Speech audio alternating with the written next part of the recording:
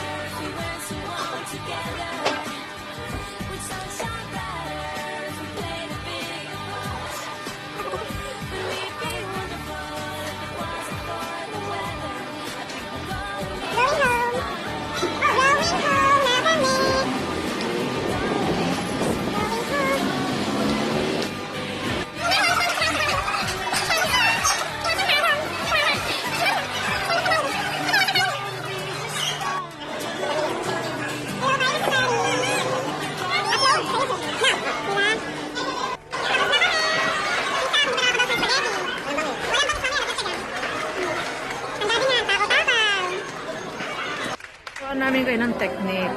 Pag ako kumain sa mang inasal at may natirang ulam, ibabalot nyo yun. Tapos yung kanin, ilalagay sa, halimbawa may ganyan, ayan, ilalagay nyo dyan. Katulad na to. Bari ano, ilalagay mo na ba?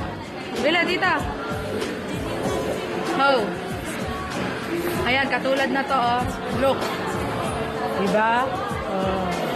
Tapos tatakpan na namin, baka makita kami.